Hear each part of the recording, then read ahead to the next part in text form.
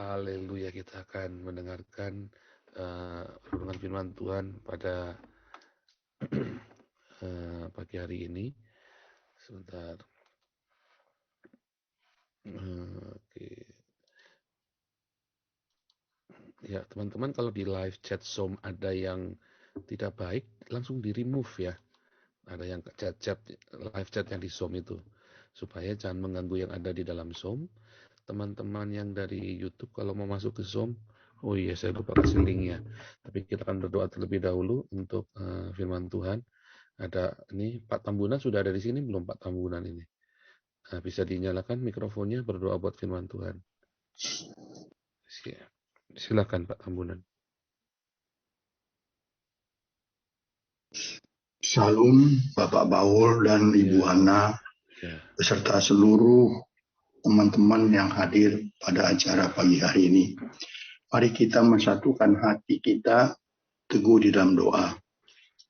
Bapa Sorgawi yang kami kasihi, di dalam nama Tuhan Yesus Kristus, Juru Selamat kami yang Maha Agung. Engkau adalah Tuhan dan Raja kami, berdaulat atas seluruh kehidupan kami. Di pagi hari ini, perkenankanlah kami mengucapkan syukur, terima kasih yang amat sangat atas segala kasih karunia anugerah Tuhan sepanjang malam terhadap kami semua, sehingga kami dapat beristirahat, dan di pagi hari ini kami dapat berkumpul bersatu untuk memuliakan, meninggikan Tuhan, dan kami juga berharap bisa mendengarkan suara hati Tuhan yang akan disampaikan oleh hamba-Mu Bapak Pastor Joseph Paul Zhang. Karena itu Tuhan berkati urapi kami semuanya. Tambahkanlah iman, hikmat, marifat, kekuatan, kesehatan kepada kami. Agar kami selalu mengerti kehendak Tuhan dan kami sanggup melakukan kehendak-Mu di bumi ini. Sehingga kami menghasilkan buah-buah roh. Urapi secara khusus, tambahkan urapan-Mu Tuhan kepada Bapak Pendeta Joseph Paul Zhang. Berkenanlah Engkau menyampaikan suara hati-Mu kepada kami semua, dan kami siap mendengarkan, kami siap melakukan, dan nama-Mu saja yang kami permuliakan. Terima kasih Bapa, di dalam nama Tuhan Yesus Kristus, kami berdoa, kami bersyukur, kami percaya. Haleluya. Amin.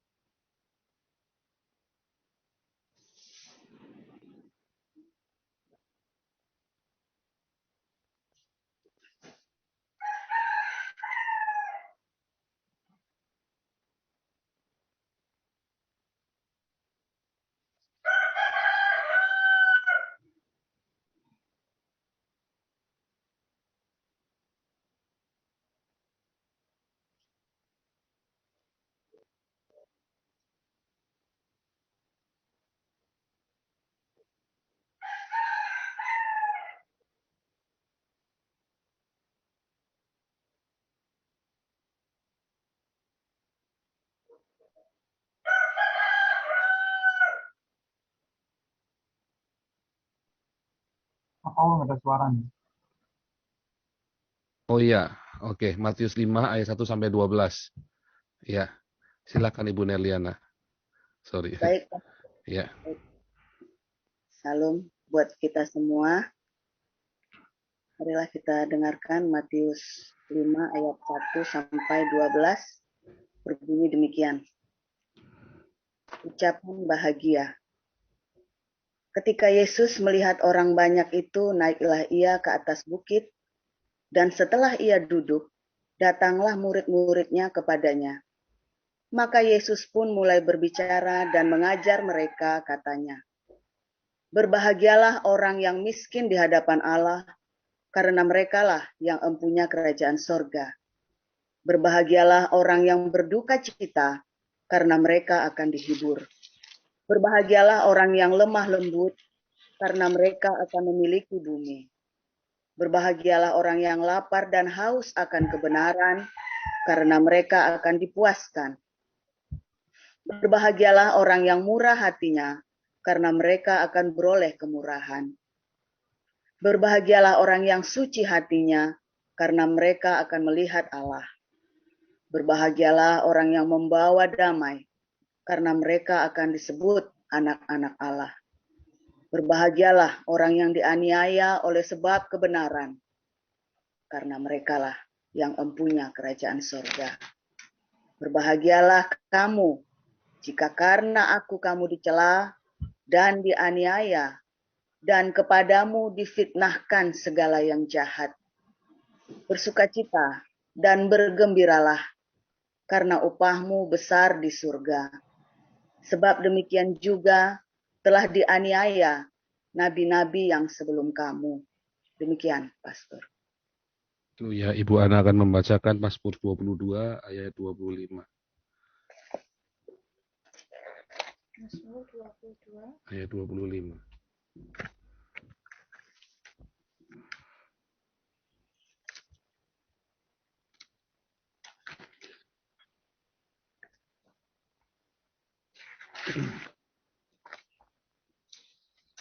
Mazmur 22 ayat yang ke-25. Sebab ia tidak memandang hina ataupun merasa jijik kesengsaraan orang yang tertindas, dan ia tidak menyembunyikan wajahnya kepada orang itu, dan ia mendengar ketika orang itu berteriak minta tolong kepadanya.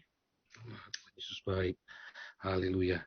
Saudaraku, ada ucapan bahagia ini ya, ucapan bahagia yang diucapkan oleh Yesus sebagai khotbah di bukit, merupakan pengajaran Tuhan Yesus. Kalau kita lihat pengajaran Tuhan Yesus itu bukan teologi kemakmuran, ya, tetapi sebuah keseimbangan antara salib dengan berkat. Ya, sering saya katakan ketika kita selalu bicara berkat, dan Anda menolak salib itu datang. Ketika Anda menolak salib itu datang dan Anda hanya minta berkat, dan mungkin Anda diberkati, namun percaya saya berkat itu akan membawamu ke neraka. Ya, karena Tuhan Yesus sudah jelas berkata, kamu yang mau mengikut aku harus sangkal diri, pikul salib setiap hari. Ya, jadi saudara, itu sudah takdir kita untuk sangkal diri, pikul salib setiap hari. Kalau Anda yang berdoa minta berkat, ketika pencobaan datang Anda mengeluh, ketika pencobaan datang Anda, pencobaan aku tengking dalam nama Yesus. Nah, jangan ya. Pencobaan itu Anda berdoanya adalah Tuhan, lepaskanlah aku dari yang jahat. Ya, lepaskanlah aku dari yang jahat, supaya di dalam pencobaan itu kamu tidak berbuat jahat. Karena di dalam pencobaan itu watak asli kita itu keluar. Dan saya harus mengakui saya orang yang jahat sekali. Di dalam pencobaan itu keluar semua aslinya kita. Bahkan hamba-hamba Tuhan ya yang aku pendeta senior sekalipun di dalam pencobaan itu keluar semua watak aslinya. Dan Anda akan terkejut setan-setan yang ada di dalam hidupnya. Kalah sama wataknya dia. Ya, setan itu kalah sama kejahatannya manusia. Jahatnya setan itu. Jadi seringkali kita kalau ada sesuatu nyalahkan setan terus. Jangan ya. Kita belajar untuk mengakui bahwa kita adalah ciptaan yang sudah rusak dan sedang di dalam proses penyempurnaan. Nah, di dalam proses itu kita sangkal diri pikul salib. Nikmati setiap pencobaan, penderitaan akibat tadi pencobaan. Nah, tetapi kalau tadi yang pertama premisnya adalah orang yang diberkati terus nggak pernah mau disalib, dia akan menuju ke neraka. Tetapi kalau Anda disalib terus nggak pernah diberkati, iya sama saja. Jangan-jangan engkau sedang ada di dalam neraka. Yang pertama, kalau engkau minta berkat terus tapi menolak Anda disalib, egomu besar, ya ditilang dikit ngamuk sama polisinya, telepon bapaknya, ya kan? Anda kesenggol dikit bacok, kamu nggak tahu siapa saya, emang nggak tahu, emang siapa lu, siapa gua, nggak tahu. Nah, oke tak teleponin, kamu tahu nggak tahu siapa saya, nggak tahu. Oke saya coba telepon bapakmu siapa namanya, nanti saya telepon kalau anaknya sudah lupa siapa dirinya. Nah, jadi banyak sekali acap kali dalam kehidupan kita sehari-hari, ya kita tidak mau disalib, kita selalu menunda. Jangan Tuhan, jangan hari ini. Diserempet dikit mobilnya, disalib. Bukan diserempet, cuma ditekuk aja. Klakson keras-keras. Tueng. Pepet mobilnya, kita buka kacanya, ya kan. Udah mulai dah. Saya sering kali bilang gitu ya, psikologi jalan raya. Waktu Anda setir mobil, Anda yang bisa setir mobil ya. Waktu setir mobil itu kelihatan tuh watak asli kita juga tuh. Ya, yang gusar, yang serudul. Saya itu kalau interview orang, saya mau jadikan salah satu manajer saya gitu kan. Saya interview dia, saya cak, yuk kita makan siang. Kamu yang setir ya? Dia setir. Saya sengaja agak jauh kan. Nanti kelihatan tuh dari cara dia setir, saya langsung tahu ini orang matanya kayak apa itu. Sudah serudul, tenang, ya. Begitu dipepet, dia bisa kendalikan dengan tenang tanpa emosi, sampai tak ajak ngobrol. Jadi dia lupa watak aslinya dia keluar semua. Dipepet, wah ini orang temper nih, kan? Dikejar, kadang-kadang sampai lupa dia sempat serapa. Maaf pak, tadi kadang-kadang sempat serapa dalam hati. Ayo lo, ketahuan lo. Kalau cuma interview bisa manis-manisan di wara. Kalau ya untuk level-level pemimpin Anda kalau interview ajak setir mobil, terkelihatan watak aslinya tuh. Nah itu contoh, itu tips aja. Tapi itu yang terjadi. Ya. Jadi saudaraku, Yesus mengajarkan kita teologi penderitaan, teologi salib. Tapi jangan khawatir, di balik semua salib itu selalu ada bahagia. Di balik semua salib itu selalu ada bahagia. Jadi jangan tolak salib, jangan pernah menunda salib. Karena kalau Anda menunda hari ini, besok salibnya double. Salib dari hari respon Anda hari ini, dan hati salib di masalah yang berikutnya. Makin Anda tolak, dikumpul, makin besar. Masalah yang kamu tunda, itu bukan berarti selesai. Kalau Anda pergi ya, kalau Anda bikin salah ya, misalnya ini contoh nih ya, karakter Anda yang tidak baik, terus ditilang, terus telepon Pak Polisi, ditilang lagi, telepon atasannya lagi supaya Anda bisa lolos pokoknya, gedean pangkat pokoknya. Anda hati-hati. Suatu ketika yang terjadi itu bukan masalah, tapi bencana. Mungkin Anda tabrakan mati. Serius. Karena Anda terbiasa untuk arogan di jalan raya. Di jalan raya itu macam berbahaya ya. Jangan bilang jalan raya itu orang remblong itu orang bisa mati loh. Saya nggak ngutukin, bukan. Cuma saya lagi ngasih tahu Anda, jangan pernah menunda masalah. Kalau Anda ditilang sama polisi dan Anda tahu Anda salah, Anda jangan ngotot. Ya sudah, kasih saja. Saya kok yakin ya, jarang sekali polisi itu cari sengaja cari Anda salah. Misalnya itu kalau ada di jalan yang di perbatasan Jawa Timur, Jawa Tengah mau Jawa Timur itu kan ada satu jalan masuk kalau lewat Solo itu di Ngawi itu ya, Nganjuk Ngawi itu ada jalan yang lurus banget, ke jalannya kecil di tengah-tengah hutan itu kan. Nah seringkali kan nggak sabar kita kan, karena antri kan, terus kita nyalip, terus pasti ditilang situ. Wah itu banyak yang ditilang.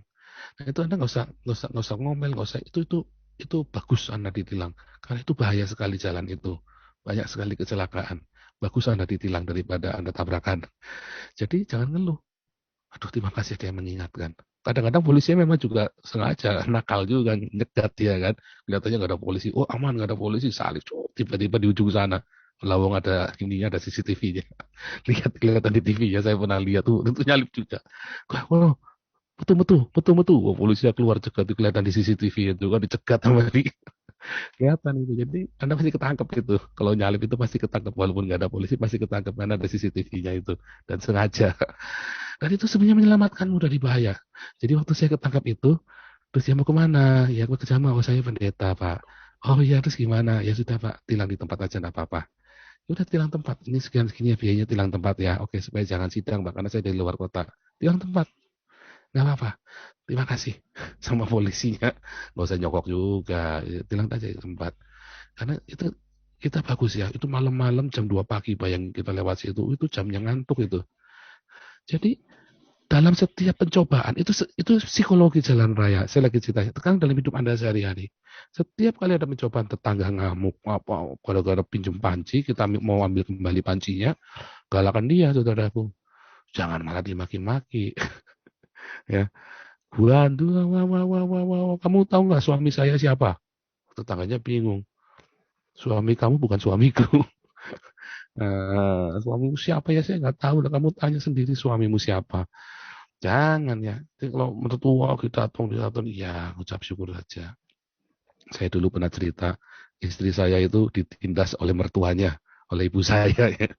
Wah, dia ucap syukur, dia tenang aja. Iya mami, hari ini mami saya nurut sama istri saya. Pokoknya mantu kesayangan, minta ngomong apa saja begitu. Oh mami, oh ya, langsung ngerti sih mami. Setelah 20 tahun, istri saya menaklukkan hati mamiku. Tetapi dia dapat karakternya. Jangan ditunda ya. Ujian karakter itu jangan ditunda. Kalau kamu tunda, nanti jadi bencana. Apa sih? Bencana itu apa sih? Definisi dari bencana. Bencana adalah masalah yang kamu tunda-tunda dan dikumpulkan. Karena masalah yang ditunda itu tidak hilang loh. Kalau Anda nunda masalah hari ini, itu masalah itu nggak hilang. Tapi tertunda. Setiap manusia itu mengalami itu hukum alam. Mengalami proses. Jangan bangga kalau Anda bisa lewat sekarang karena menunda. Bukan menghadapi. Anda lari gitu kan. Oh ini mau juga lari. Oh enggak, saya enggak lari. Saya memang sengaja kok lari. Beda ya, saya sengaja kok bukan lari. Jangan menunda masalah. Kalau kamu tunda masalah, hari ini kamu tunda kedisiplinan. Oh besok aja lah disiplinnya. Besok aja lah disiplinnya. Nanti jadi bencana. Nah begitu Anda tahu ada perbuatan baik yang harus dilakukan hari ini, lakukan hari ini. Jangan pernah tunda. Karena nanti hal yang baik itu akan hilang momentumnya, jadilah bencana yang dikumpulkan oleh kita. Jadi bencana siapa yang datangin? Kita sendiri. Bencana itu datang karena kita kumpulin masalah-masalah. Saya jadi anak saya. Kalau dia ada masalah kita hadapi. Nanti kejadian lagi udah dipermalukan, atau dikhianati temannya. Ampuni. Wah, jangan malah dilabrak. Dilabrak. Nanti ngulangin lagi. Ini lagi, ngulangin lagi. Sampai lulus dan makin berat, makin berat. Karena ditumpuk-tumpuk. Dan akhirnya disaster dari karakter kita. Dari kecil anak itu jangan diajari mengalihkan masalah. Oh lagi digigit nyamuk, nangis dia kan. Mana yang salah. Oh ini nyamuknya nih. Oh dipanik. Oh wah. Kalau dia jatuh ke sandung kursi. Mana kursinya kita pukul. Oh kursinya dipukul. Oh jangan, hati-hati. Anda sedang mengumpulkan bencana buat dia. Nanti sampai tua dia biasa nyalain orang ntar. Dia capek nyalain orang, nyalain bininya, nyalain anaknya, nyalain diri sendiri. Jangan biasakan untuk menyalahkan orang. Terakhir nyalain Tuhan kayak saya. Nyalain Tuhan salah, saya benar. Jangan. Kalau anak jatuh, sandung kursi, hati-hati. Ya kan? Jangan nyalakan kakaknya yang naruh kursi sembarangan. Kamu sih naruh kursi sembarangan. Oh jangan. Kakaknya juga bingung. Ya kan? Jangan pernah salahkan dia nggak ada hati-hati. Ya, juga jangan disalahkan, juga jangan kasih tahu. Jangan disalahkan juga. Kamu juga yang hati-hati, jangan juga. Lain kali hati-hati sayang. Ya udah nangis, bangun. Lain kali hati-hati. Setiap kali jatuh, jangan pernah salahkan barang yang membuat dia jatuh. Tapi kita angkat, kita peluk, lain kali hati-hati ya. Itu terus, nanti dia terbiasa untuk tidak nyalakan orang lain, tidak nyalakan diri sendiri. Dia tahu kalau salah, dia harus bangun. Kalau jatuh harus bangun. Direkam dari kecil, ya otaknya. Kalau saya jatuh, bukan nyalain orang. Kita dalam didikan orang-orang timur, kebanyakan kalau jatuh, nyalain yang membuat kita jatuh. Bukan batu kecil yang membuat, bukan batu besar yang membuat kita jatuh, tapi batu kecil lalu kita salahkan batu kecilnya. Enggak. Yang membuat kita jatuh karena kita nggak hati-hati, bukan masalah batu besar, batu kecil. Tetapi sekarang ubah paradigma kita. Kalau kita jatuh, langkah pertama, pikiran pertama adalah bangun. Bukan duduk nyalain. Ada anak dari RLC yang saya injilin itu, yang kita baptis sama ibunya manaknya itu. Dia itu lucu ya. Dia kan suka naik sepeda bareng sama kita kan. Kalau misalnya saya lagi berkunjung itu, kita berkunjung bareng ke tempatnya. Terus yuk kita naik sepeda rame-rame, seneng kalau sore-sore. Nah anak ini kalau lagi naik sepeda, kan berudah-sudah dulu namanya anak kecil. Terus jatuh dia. Nanti dia jatuh, dia duduk gini ngelamun dulu. Sampai ada yang ngulurin tangan buat dia. Saya berpikir, wah ini ada yang salah nih. Ada yang salah dengan anak ini. Orang jatuh ya bangun. Ini jatuh dia nunggu dulu, dia nikmati dulu jatuhnya. Cari perhatian. Jatuh itu enak ya. Ayo jujur. perlu diperhatikan orang. Aku yang paling menderita. Terus ada yang menghibur. Aku juga pernah mengalami. Penderitaanmu tuh belum apa-apanya sama saya. Nanti satuin lagi. Kamu semua nggak ada apa-apa. Pamer kok penderitaan. Nanti kalau diceritain, kamu mah memang apes, sial, nggak terima. Dibilang sial nggak terima, tapi kalau lagi cerita, rasanya paling menderita. Iya, kamu masih sial terus seumur hidup. Marah-marah kamu dibilangin begitu. Jangan, munafik kita ya. Memang kita ini orang, jangan. Kita belajar jatuh ya bangun. Jangan jatuh terus menikmati penderitaan itu dengan termehek-mehek sambil pamer. Aku lagi jatuh loh, terus datang ke sana. Aku lagi jatuh loh, datang lagi ke sana pendeta. Aku lagi jatuh loh, jatuh dipamer-pamerin. Ya kan? Jatuh dipamer-pamerin. Jangan ya kan. Kalau Anda baru terima Yesus, Anda pamer-pamerin. Aku baru terima Yesus, Tuhan rubah hidupku. Boleh bersaksi, jatuh jangan buat pamer. Gitu ya, bukan hal yang memalukan juga, bukan. Cuman nggak usah. Artinya Anda menikmati kejatuhan itu. Makanya firman Tuhan berkata, berbahagialah orang yang miskin, tapi di hadapan Allah. Artinya miskin itu bukan Anda kere, bukan Anda nggak punya duit besok mau makan apa, berbahagialah, bukan. Karena Tuhan janji kalau kita percaya kepada Tuhan Yesus, ya, Matius 6 ayat 33, jangan kamu khawatir, burung di udara dipelihara, bunga di padang dia hiasi. Carilah dahulu kerajaan Allah dan kebenarannya, maka semuanya itu akan ditambahkan kepadamu. Artinya dalam kebutuhan yang paling mendasar, makan, sandang, pangan, papan. Anda yang hari ini bingung besok hari ini mau makan apa, nggak punya uang, Anda berdoa dalam nama Yesus. Kami sempat ngalami setahun ya, ngalami begitu. Jehovah Jireh, ayam goreng datang. Ayam goreng datang beneran loh. Tapi terus dengan iman, benar-benar saudara harus penuh dengan penyerahan diri. Anak saya itu waktu itu umur 4 tahun, saya ajarin. Ayo doa bilang, Jehovah Jireh, ayam goreng datang. Ayam goreng datang, Jehovah Jireh. Setiap hari kita pengen makan enak. Nggak punya duit, makanya tahu tempe setahun, bayangin. Jehovah Jireh, ayam goreng datang. Jehovah Jireh, sate kambing datang. Kita Jehovah Jireh teriaknya. Dicoba ya. Anda yang hari ini nggak punya uang, bingung hari ini mau makan apa, teriak, Jehovah Jireh. Makanan datang. Tuhan akan sediakan makanan. Karena Tuhan berjanji, ya, burung di udara dipelihara. Bunga di padang dihiasi. Anda yang nggak punya pakaian yang nggak jelas, yang pakaian sudah ada karu-karuan, ada kekecilan, udah apa. Doa. Karena Tuhan janjikan hiasi hidup kita. Pakaian baik itu tidak selalu mewah ya. Anda jangan mau pakai merek-merek yang harganya juta-juta. Ya, pakai baju itu yang baik, yang rapi. Tapi jangan pakai yang mahal. Daripada beli yang mahal, Anda beli 10 yang sama kasihkan orang. Nanti Anda akan diberkati. Daripada Anda beli pakai pakaian mahal, harusnya Anda pakai baju harga 200.000 itu sudah bagus. Ya, nggak usah beli yang 2 juta. Kalau Anda mau punya uang untuk beli baju 2 juta, beli 10. Yang 9 kasihkan ke tetanggamu yang nggak punya, yang kelihatannya kurang mampu. Ini pakaian baru nih, mau nggak nih? Atau kasih ke orang-orang miskin. Itu caranya. Itulah teologinya Tuhan Yesus. Ya, makanya Tuhan Yesus berkata, berbahagialah orang yang miskin, bukan miskin, benar-benar miskin, karena Tuhan Yesus tidak pernah buat kita miskin. Yohanes 10 ayat 10 berkata, aku datang supaya kamu memperoleh hidup dan hidup dalam kelimpahan, benar-benar kelimpahan. Ya, jadi kalau sampai Anda bingung hari ini mau makan apa, dan itu terjadi sudah puluhan tahun, berarti ada yang salah dengan hidupmu. Kalau itu dalam proses setahun, 2 tahun, itu proses namanya. Tapi kalau 10 tahun Anda begitu, berarti ada yang salah. Bukan proses itu namanya. Jangan-jangan kau sedang di neraka. Doa minta sama Tuhan, teriak, Jehovah Jireh, Tuhan ubah. Jangan-jangan. Nah, kemarin dulu kita belajar kesombongan. Kesombongan itu membuat kita miskin, membuat kita hancur. Jangan-jangan ada karakter yang harus Anda rubah. Jangan nyalain orang lagi. Rata-rata orang yang miskin itu suka nyalain orang. Rata-rata. Saya udah ngamatin ketemu banyak orang. Saya pernah bikin satu premis ya. Miskin itu dosa. Orang pada ngamuk-ngamuk. Miskin adalah dosa.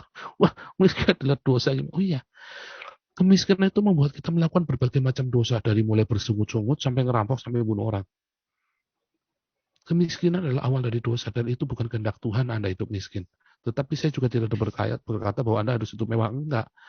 asal ada makanan dan pakaian cukuplah. Demikian firman Tuhan. Begitu kan? Asal ada makanan dan pakaian cukup. Artinya Anda berhak untuk mendapat makanan hari itu dan mendapat pakaian hari itu digenapi oleh orang-orang Eropa hari ini. Selalu dikasih orang yang jatuh bangkrut atau orang miskin selalu asal ada makanan dan pakaian.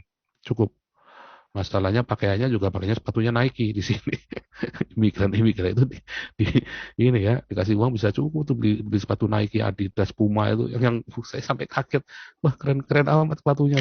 Tapi ini orang-orang kaya. Saya tanya tuh berapa tunjangannya. Wah pantesan gaji manajer Bank Indonesia kalah sama tunjangan imigran di sini. Makanya bisa beli barang-barang bagus ya. Nah, tetapi itu standar. Di sini tuh sepatu-sepatu itu harga standar itu segitu itu. Harga 40-50 euro tuh mereka sanggup untuk beli itu. Karena tunjangannya cukup lumayan. Anyway, kita balik. Lalu apa yang dimaksud dengan miskin di hadapan Allah? Kan Tuhan sudah bilang, nggak mungkin kita kekurangan sandang pangan dan bahkan papan.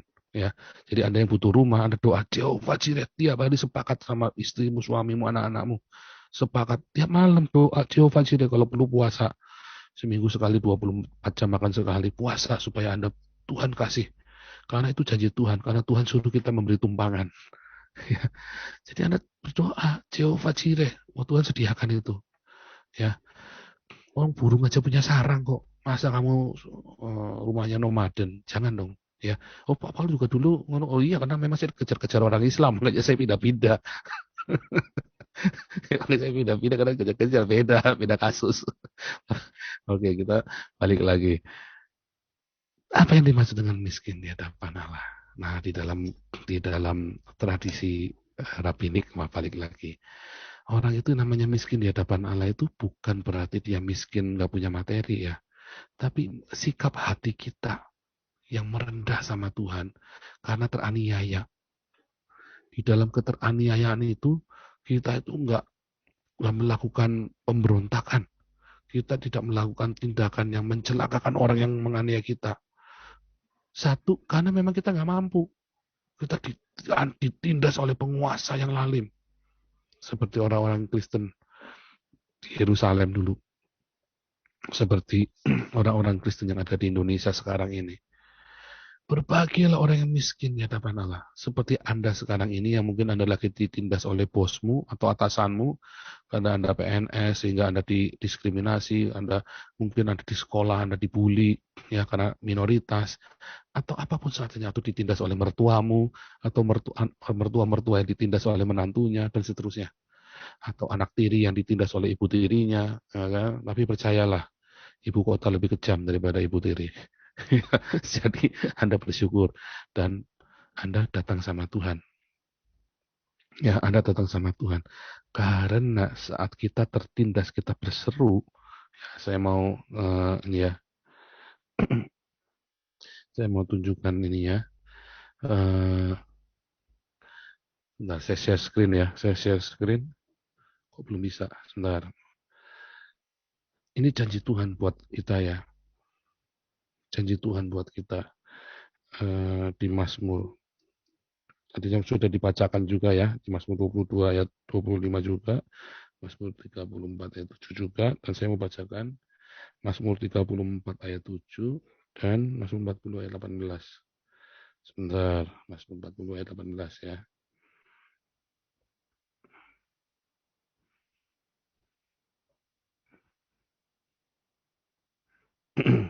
Ya, sebentar. Saya nyalakan ini ya. Kalau Anda lagi tertindas, Anda doa ya, Anda doa. Saya waktu ngalami sendirian ya, dikeroyok gitu ya. Saya tertindas dan ketulusan hati saya tuh, saya baca ayat ini bolak-balik. Ya, saya buka current slide. Ya, saya share screen sekarang. Teman-teman supaya bisa baca bersama-sama dengan saya ya. Ini ayat kita terakhir, share screen.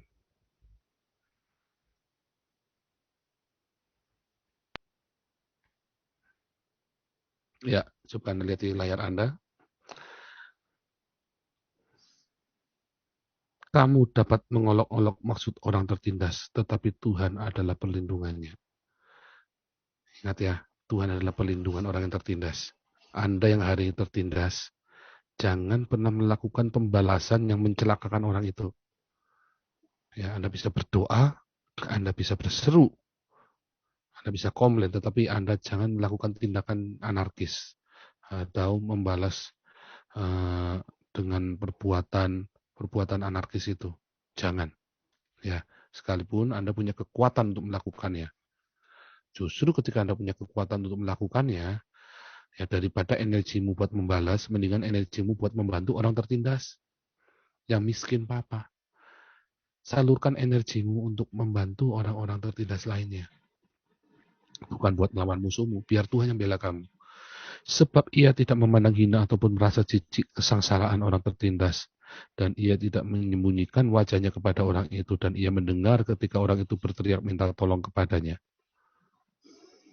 Orang yang tertindas ini berseru dan Tuhan mendengar, ia menyelamatkan dia dari segala kesesakannya. Aku ini sengsara dan miskin, tetapi Tuhan memperhatikan aku. Engkau yang menolong aku dan meluputkan aku, ya Allahku, janganlah berlambat. Saya selalu ajarin anak saya, ya, nak, kamu jangan pernah, kalau ada orang miskin, ya, kamu hina dia. Sekalipun kamu jangan pernah. Nah, saya biarkan ya. Jangan pernah kamu hina orang miskin. Kalau ada orang miskin, menyebalkan, jangan pernah kamu kerjai dia. Jangan pernah kamu aniaya dia. Kalau ada orang yang tidak berdaya, misalnya dia Down syndrome, atau dia tidak berdaya, atau dia papa begitu pokoknya, atau anak yatim piatu yang jangan pernah kamu bully. Hati-hati kamu. Sebab Tuhan yang menjadi bapaknya. Hati-hati kamu. Nanti jangan-jangan kamu ngelawan bapaknya. Itu bapak kita yang di surga. Oh, dia Islam, Pak. Oh, nggak urusan. Itu bukan masalah agama. Orang tertindas kalau teriak sama Tuhan, Tuhan dengar. Ya. Nggak peduli Islam, nggak peduli Kristen. Oke, kamu jangan pernah menghina orang tertindas, jangan pernah bully mereka, jangan pernah. Justru kalau ada orang tertindas lagi dibully, kamu temani dia. Kamu temani dia. Hati-hati kamu ingat-ingat omongnya Papa supaya kamu jangan celaka. Dia doanya mandi, manjur doanya. Kamu nyungsep nanti kamu. Hati-hati. Hati-hati ya, saya ngomong dengan serius kepada saudara juga, termasuk kita semua. Jangan bully orang tertindas, jangan pernah. Ya, mentang-mentang kamu hebat, terus yang miskin Papa, kamu bully dia habis-habisan. Kalau begitu kamu tahu, mungkin sebenarnya kita nggak ngerti, orang ini menyebalkan kamu bully, kita nggak ngerti. Begitu kamu tahu, kamu datang dia minta maaf. Jangan sampai doanya dia itu didengar sama Tuhan dan kamu berhadapan dengan Bapak, ya, yaitu Bapak kita di surga. Sekalipun dia ateis, sekalipun dia homoseks, sekalipun dia orang apa, jangan pernah orang tertindas ini. Kau hina, kau bully, melarat aja, kere aja, begitu, jangan. Jangan. Ada bapaknya di surga yang bela dia. Ya, dan itulah doa orang tertindas. Anda yang di live Zoom, di live YouTube hari ini, Anda dengar kapanpun. Kalau Anda tertindas agama apapun kamu, berseru kepada Tuhan semesta alam. Dia akan menjadi bapakmu yang membela kamu. Ya, nggak urusan agama apapun. Ini ayat ini bukan masalah agama apa. Ini masalah Tuhan adalah pembela orang tertindas. Dia adalah bapa dari semua anak yatim. Dia pelindung dari semua anak yatim. Yang tertindas, yang miskin tertindas. Anda sekarang yang tertindas, berserulah kepada Sang Bapa. Bapa, tolong. Bapa di surga, tolong. Dia akan datang bela kita. Dan tidak berlambat-lambat, tepat pada waktunya. Sambil masa-masa penindasan itu, tembak karakter kita untuk rendah hati. Besok kita belajar yang selanjutnya. Haleluya. Kiranya rema dari Tuhan Yesus Kristus membuat engkau bertahan di dalam penindasan sehingga karakter emasmu muncul. Karakter yang di dalam Tuhan Yesus Kristus. Semoga rema dari Tuhan membuat engkau menjadi emas yang murni, bejana yang sempurna yang dibuat oleh Allah. Di dalam penindasan engkau akan membuat engkau menjadi kuat. Di dalam penindasan membuat engkau menjadi penuh kuasa sehingga perkataanmu menjadi perkataan yang mencipta yehi wa yehi, jadi maka terjadilah. Haleluya.